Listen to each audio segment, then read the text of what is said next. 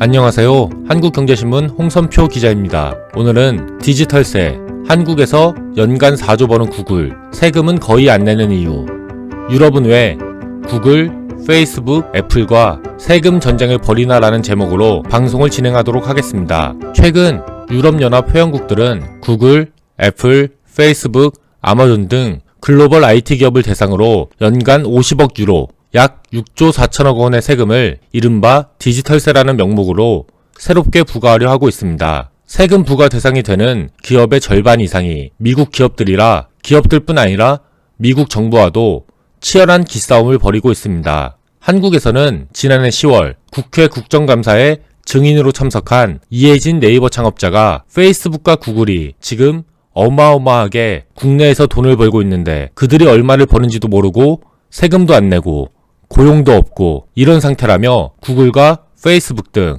외국 IT 대기업이 법만큼 세금을 내지 않는다고 직격탄을 날렸습니다.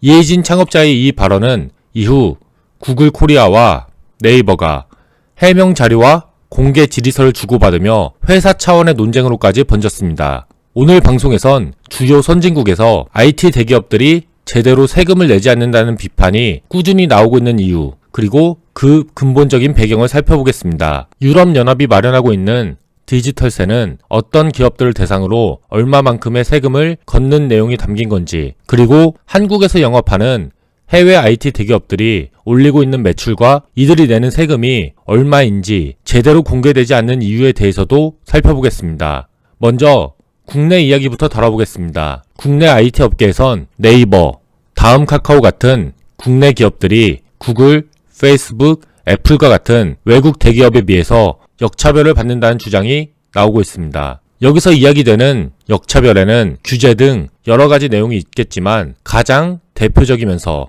민감한 게 바로 세금 문제입니다. 국내 기업들은 한국에서 벌어들인 이익에 따라서 꼬박꼬박 세금을 내고 있는데 외국 기업들은 해외 법인을 내세우는 방식으로 세금 납부를 피하고 있다는 겁니다. 정말 그런지 구글의 사례를 한번 살펴보겠습니다. 우선 구글의 한국 법인인 구글 코리아가 한국에서 얼마를 벌어들이는지, 그리고 세금으론 얼마를 내는지에 대해선 일반인은 알 방법이 없습니다. 그건 구글 코리아가 네이버나 다음 카카오 같은 주식회사가 아니라 유한회사 법인으로 등록되어 있기 때문입니다. 여기서는 그냥 간단하게만 말씀드리겠습니다. 유한회사는 주식회사와 달리 매출이나 세금을 공시할 의무가 없는 회사입니다. 2명 이상의 사원만 있으면 설립할 수 있어서 주로 작은 규모의 기업을 세울 때 선택하는 방법입니다. 구글 코리아가 상법상 유한회사로 등록되어 있기 때문에 이 회사의 매출은 업계의 추정으로 대략적으로 짐작할 수밖에 없습니다. 지난 1월 시장조사기관인 IGA웍스가 발표한 자료에 따르면 구글이 2017년 애플리케이션 장터인 구글 플레이에서 올린 매출 추정액은 3조 4,232억 원에 달합니다. 구글은 구글 플레이에서 이용자가 앱을 다운받고 지불한 돈의 30%를 수수료로 가져가기 때문에 구글 플레이로만 1조 원이 넘는 이익을 챙겼을 걸로 추정됩니다. 여기에다 유튜브 광고와 검색 광고 등을 통해 벌어들인 돈을 합하면 연간 매출이 4조 원가량이 넘을 것으로 추정됩니다. 네이버가 2017년 올린 4조 6,785억 원의 매출과 비슷한 수준입니다. 4조 원대 매출을 올린 네이버가 지난해 납부한 세금은 4천억 원 가량입니다. 그렇다면 네이버와 비슷한 수준의 매출을 올린 구글이 한국에 낸 세금은 얼마일까요? 앞서 말씀드렸다시피 구글 코리아가 얼마나 많은 매출을 올렸고 얼마만큼의 세금을 냈는지 공개할 의무가 없는 유한회사라서 이에 대해 일반인이 알 수 있는 방법은 없습니다. 하지만 업계에서는 구글이 국내에서 올린 4조 원의 매출에 비해선 매우 적은 수준의 세금만 냈을 거라고 확신하고 있습니다. 사실 법적으로 그리고 회계적으로는 구글이 한국에서 벌어들인 매출의 대부분은 구글 코리아가 벌어들인 돈이 아닙니다. 싱가포르에 자리 잡고 있는 구글 아시아 퍼시픽이 벌어들인 돈입니다. 한국 이용자가 구글 플레이에서 돈을 주고 국내 업체 앱을 구입하면 금액의 30%에 해당하는 수수료가 싱가포르에 있는 구글 아시아 퍼시픽으로 가게 됩니다. 국내 구글 플레이의 거래 당사자가 구글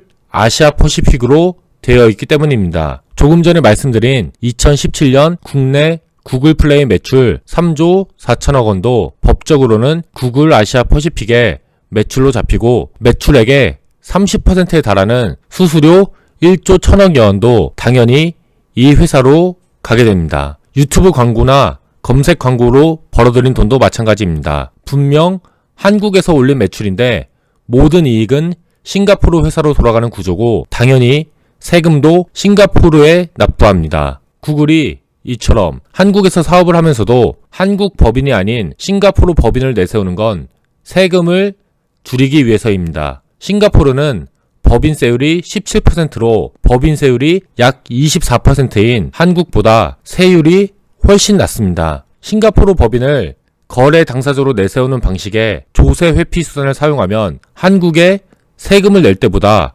법인세를 40%가량 적게 낼 수 있기 때문에 이 같은 세금 회피 구조를 만든 겁니다. 사실 이 같은 세금 회피는 한국에서만 벌어지는 일도 아니고 구글 한 기업에만 국한된 문제도 아닙니다. 고객들과 물리적으로 매우 먼 거리를 떨어져 있어도 지구 반대편에 떨어져 있더라도 제품과 서비스를 제공하는데 어려움이 없는 IT 기업의 특성 덕분에 이런 조세 회피는 구글, 페이스북, 애플, 아마존, 넷플릭스 등 글로벌 IT 기업을 중심으로 전 세계적으로 이루어지고 있습니다. 디지털세 도입을 논의하고 있는 유럽도 마찬가지입니다. 유럽에서는 주로 법인세율이 낮은 아일랜드에 지사를 만들어서 이곳에 다른 유럽 국가들에서 벌어들인 매출을 몰아주는 방식으로 조세 회피가 이루어지고 있습니다. 영국에선 2015년 4월 이런 조세 회피에 대해 25%의 세금을 물리는 우회 수익세를 도입했는데요. 그 덕분에 구글은 몇 년 전부터 회사가 영국에서 올린 매출에 대해선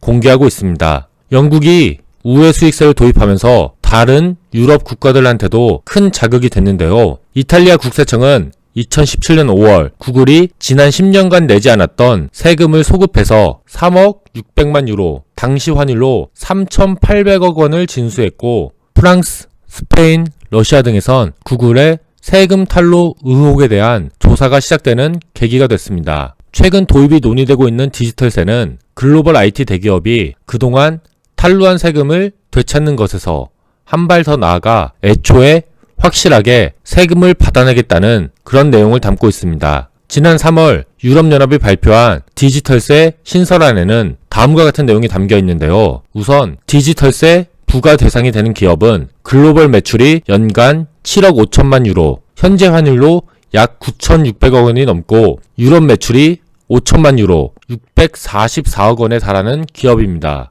이 규모 이상의 기업을 대상으로 유럽에서 올린 매출의 3%를 세금으로 걷겠다는 내용이 담겨 있습니다. 이익의 3%가 아닌 매출의 3%를 세금으로 걷기 때문에 그 액수가 만만치 않습니다. 회사 법인이 어디 있는지가 아니라 그들의 상품을 소비하는 소비자가 어디에 있는지 근거해서 세금을 부과하겠다는 설명입니다. 디지털세가 도입되면 세금을 내야 하는 기업은 모두 120개에서 150개 기업이 될 것으로 예상되는데요. 유럽연합은 이를 통해 연간 50억 유로, 6조 4천억 원의 세금을 거둘 수 있다고 보고 있습니다. 유럽연합은 디지털세를 2020년 1월 1일부터 시행하겠다는 방침을 밝혔습니다. 구글의 경우 구글이 2016년 아일랜드 법인에서 올린 매출을 기준으로 산정할 경우 7억 890만 유로, 약 9,100억 원의 세금을 내야 할 것으로 예상됩니다.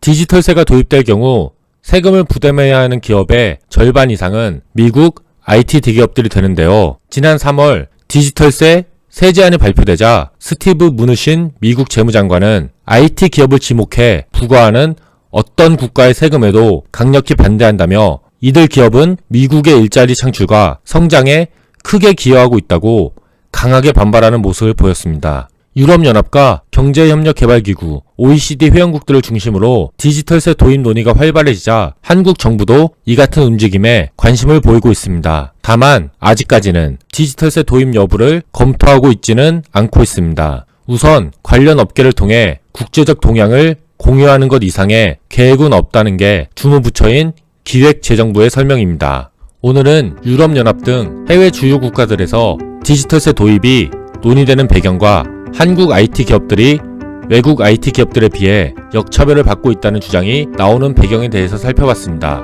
오늘 제가 준비한 순서는 여기까지입니다. 들어주셔서 감사합니다. 청취자 여러분 모두 오늘 하루도 즐거운 하루 보내십시오. 감사합니다.